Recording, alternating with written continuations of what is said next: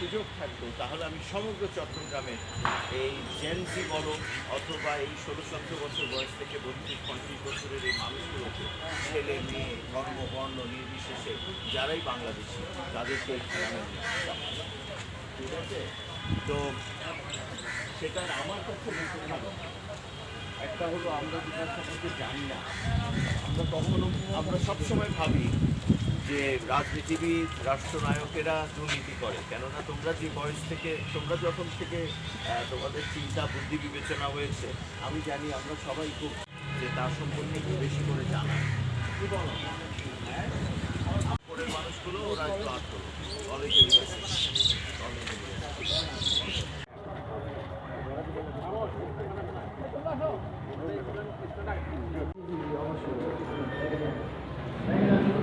আমাদের জাদুঘরে তারা আছেন লোকজন, বাট স্কুলের কলেজের এভাবে কম্বাইন হতে আসেন।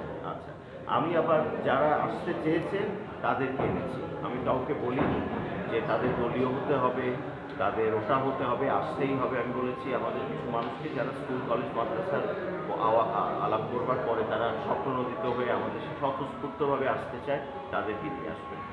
তো সেখানেও একটা মেসেজ আছে যে আমরা এখানে যাদের ইচ্ছে নেই তাদেরকে আমরা কেন আনবো। আমার বক্তব্যটা এটাই হলো যে আমি এই কাজটার মধ্যে আমি কোনো রাজনীতি রাখতে চাই না। কেননা শহীদ প্রেসিডেন্ট জিয়াউর রহমান আমার কাছে রাজনীতির অনেক উপরে। রাজনীতি দেখছি না, আমি শুধু দেখছি আমাদের সন্তানেরা যেন তার সম্পর্কে জানে, তার সততা, তার সফলতা, তার কাজগুলো, এবং চট্টগ্রামে তিনি কীভাবে মারা গেলেন, তার কী কী স্মৃতি এখানে আছে, সেগুলো আমি দেখাতে এসেছি। ধন্যবাদ আপনাদেরকে, আপনারা আমাদের পাশে থাকার জন্য। আস্তে আস্তে সবাই একসাথে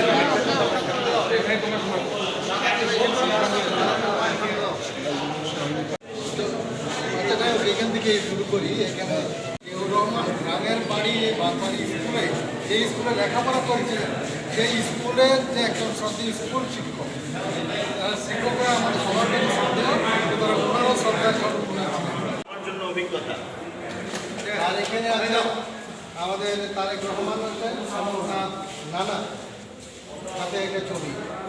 আব্দুল্লাহ রহমান দেশনেত্রী সম্প্রতি দেশনেত্রী উপাধি লালদিঘি থেকে হয়েছে, তোমাদের লালদিঘি। দেখো, কারো কোনো জিজ্ঞাসা থাকলে বলতে পারবেন, ছাত্র ভাইদের জিজ্ঞাসা এগুলোই শেষে ব্যবহার করেছে একটু দূর থেকে। আমারই জীবনের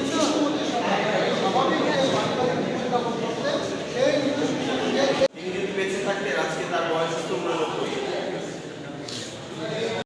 স্টুডেন্টদের সামনে যাবো। উনি বাংলাদেশের এই যে কাউন্টঘাট বেতার কেন্দ্র থেকে স্বাধীনতার ঘোষণা করেছিলেন। সেই ঘোষণা করার যে একটা মুহূর্ত এবং এই যে ইনস্ট্রুমেন্টগুলো আছে, সেই অরিজিনাল ইনস্ট্রুমেন্টগুলোই সেই সময়কার এগুলো ব্যবহার হয়েছিল। সেই ইকুইপমেন্ট তোমরা দেখতে পাচ্ছ। এই সাতজনের পরিচয় এখানে আছে। পড়েছো না, বইপত্রে পড়েছো না, 7 জন বীর শ্রেষ্ঠ। তাদের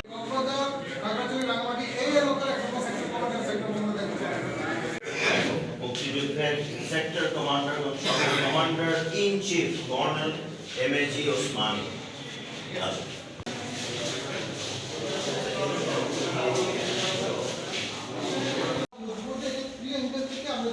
দেখতে পাই সেরকম একটা করে এই ডিওরোটা তৈরি করা হয়েছে। সবাই একটু আমাদের ছাত্রছাত্রীরা আসো।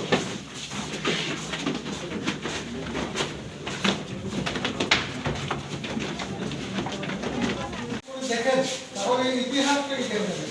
যেমন হচ্ছে এই জিনিসটা কি আমি যদি একটু ব্রিফ করি, সেটা হচ্ছে যে এক এক সময় এক এক ধরনের সমস্যা তৈরি হয় বা এক এক সময়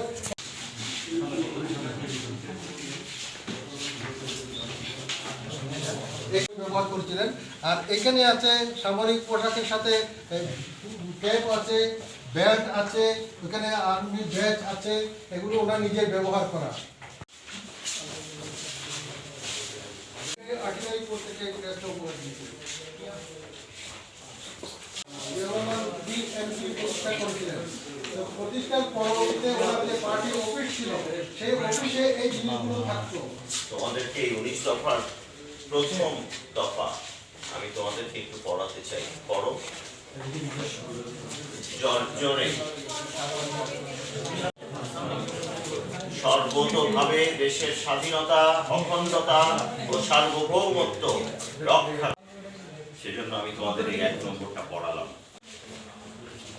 এবং এখানে সাফারি শুটগুলো আছে। সিনেমা এবং নাটকের এবং গায়ক গায়িকা, সে অভিনেতা এবং গায়ক গায়িকা তৈরি হয়েছেন এই নতুন কুড়ি থেকে। এখন যেমন তোমরা টিভিতে কতগুলো প্রোগ্রাম দেখো না, যেখান থেকে ভালো করেছে বলে তারা পরে বড় গায়ক হয়েছে অথবা নাটকে গেছে। আমি জানি তোমরা নিজেরা, তোমাদের কাছে সে ধরনের নাম আছে। নতুন কুড়ি ছিল তখনকার প্ল্যাটফর্ম। চিন্তা করে দেখো 40-50 বছর আগে তিনি এগুলো চিন্তা করেছেন।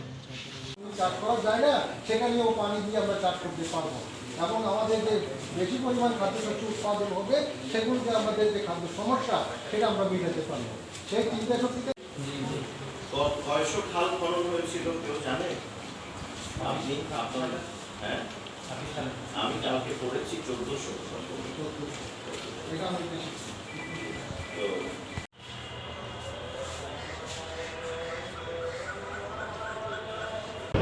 বিভিন্ন ছবিগুলো এমন এমন অনুভূতি মনে হয় যে আজকে দেখেছি যে আবার পুরানো সে আমরা তখন ছিলাম না, এখন আমরা ছোট, আমরা আবার শিখবো জানবো জিয়াউর রহমান সম্পর্কে। খুব সুন্দরভাবে দেখেছি, আমরা পুরোটাই ঘুরে দেখেছি যে উনি আমাদেরকে এত দূর থেকে আসে আমাদের কষ্ট করে দেখেছে। ভবিষ্যতের প্রজন্ম সেটা বুঝতে পারবে, জানতে পারবে, আরও আজকে থেকে কিছু জেনে গেল অথবা আজকের অনেক কিছু জেনে তারা ভবিষ্যতে হয়তোবা নিজেরা অনেক কিছু জানতে চাইবে। এবং এগুলো আসলে দরকার আমাদের জানার, আমাদের ইতিহাসটা জানার দরকার, কারণ তার যে অবদান ছিল মহান মুক্তিযুদ্ধে। এবং আমার অনেক দিনের একটি সুপ্ত বাসনা, আজকে আমি আসলে সেই বাসনা পরিপূর্ণতা লাভ করলো। আমার একটা প্রশ্ন, আদৌ জিয়া স্মৃতি জাদুঘরে তারা এসেছিলেন কিনা কখনো? না আসলে কিভাবে অনুভব করবেন জিয়াউর রহমানের জীবনের একটি বড় স্মৃতি, যেখান থেকে তিনি চলে গেছেন এই দুনিয়া থেকে, যেই জায়গাটায় তাকে হত্যা করা হয়েছিল সেখানে অনেক কিছু রক্ষিত আছে। তার সাথে, তার চিন্তা চেতনার সাথে কিভাবে আপনি একাত্ম হবেন যদি এই প্রাঙ্গণে, এই সার্কিট হাউসে আপনি না আসেন? তো আমরা সবসময় বলি যে আমরা কিভাবে জিয়াউর রহমানকে তুলে ধরব। সেই জায়গাটায় আমার মনে হয় প্রথম কাজ হলো অন্তত চট্টগ্রামবাসীর, যে তাদের সন্তানদেরকে এবং শিক্ষকদেরকে বলবো স্কুল কলেজ থেকে জিয়া স্মৃতি জাদুঘরে আপনাদের শিক্ষার্থীদের এবং আপনাদের কিশোর শিশু সবাইকে এখানে নিয়ে আসবেন, বিশেষত এই স্কুল থেকে ইউনিভার্সিটির শিক্ষার্থীদের। তাহলে তাদের মাধ্যমে অন্তত আরও অনেক মানুষ জানতে পারবে যে এখানে কী সংঘটিত হয়েছিল এবং জিয়াউর রহমান কেমন ব্যক্তি ছিলেন, তিনি যে একজন বিশ্বনেতা ছিলেন, তিনি যে একজন সাধারণ জীবনযাপন করবার মতো মানুষ ছিলেন, তার কাপড় চোপড় চলন বলন এখানে যা যা আছে আপনারা দেখলেই বুঝতে পারবে। এবং কি নৃশংসভাবে তাকে হত্যা করা হয়েছে। প্রথমে একবার গুলি করা হয়েছে, পড়ে যাওয়ার পরে শুধু এনশিওর করবার জন্য আবার গুলি করা হয়েছে, যেখানে ওই ফ্লোরটাই একেবারে ছিন্ন বিচ্ছিন্ন হয়ে গেছে, সেই ফ্লোরের টাইলস। তো আমাদের ইচ্ছে ছিল এই সংস্কৃতিটা তৈরি করা চট্টগ্রামে এবং বাংলাদেশের জন্য, যে জিয়া স্মৃতি জাদুঘরকে সম্মানের এবং সবচেয়ে ঊর্ধ্বে রাখা, যে সব কিছু রাজনীতির ঊর্ধ্বে রাখা, যে এই মানুষটাকে আমাদের এই মানুষটার সমগ্র জীবন যেমন গবেষণা পড়াশোনা করা দরকার, একইভাবে তিনি কোথায় তার হত্যা হয়েছিল সেই জায়গাটায় এসে সচক্ষে দেখা, যেন আপনি কিছুটা বুঝতে পারেন কিসের মধ্যে দিয়ে তার পরিবার পরের 40-50 বছর কাটালো এবং কিভাবে তিনি এর পূর্ববর্তী সময়ে সেই 3.5 বছরে বাংলাদেশের একজন সফলতম রাষ্ট্রনায়ক হিসেবে ইমার্জ করেছিলেন। আমার মনে হচ্ছে আজকে একটা আবেগের দিন আমাদের জন্য, এবং আমি বিশ্বাস করি আমাদের এখানে স্কুল কলেজ মাদ্রাসার ছেলেমেয়েরা আছে। আমি তাদেরকে বলেছি আমাকে ইমেল করবার জন্য তাদের কি অনুভূতি হলো, সেই অনুভূতিগুলো আমি এক জায়গায় লিপিবদ্ধ করে যখন তারা পাঠাবে আমি সেটিকে একটা প্রকাশনার আকারে ছেড়ে দিতে চাই, যেন সবাই পড়তে পারে এই বয়সের মানুষেরা কী চিন্তা করছে শহীদ প্রেসিডেন্ট জিয়াউর রহমানকে। আমি তাদেরকে বায়াস করতে চাইনি, আমি এমন কোনো কথা বলা থেকে বিরত রাখতে চেয়েছি। আমি শুধু যেন তারা ইনফ্লুয়েন্স না হয়ে যায় আমার কোনো শব্দে। আমি শুধু চেয়েছি তারা বুঝুক, তারা দেখুক, স্বচক্ষে দেখুক এবং বাড়িতে গিয়ে তাদের যার যার গৃহে গিয়ে ইন্টারনেটে বইয়ে পড়ুক শহীদ প্রেসিডেন্ট জিয়াউর রহমান কেমন ছিলেন, তিনি কি করতে চেয়েছিলেন এবং তিনি কি কি করেছেনও। তোমরা দেখবে তো? কথা দিচ্ছ আমাকে? থ্যাংক ইউ, ধন্যবাদ। সবাইকে নিয়ে যে উচ্ছ্বাস উৎফুল্লভাবে যে আজকে যে প্রোগ্রামটা এখানে করছেন, এটা আমাদের জন্য ছাত্রছাত্রীদের জন্য অত্যন্ত একটা সুখবর এবং উনি যাতে ভবিষ্যতে এভাবে যাতে উনি আরও করতে পারে, সবাই যাতে ওনাকে সার্বিক সহযোগিতা করে সে কামনা আমরা করছি।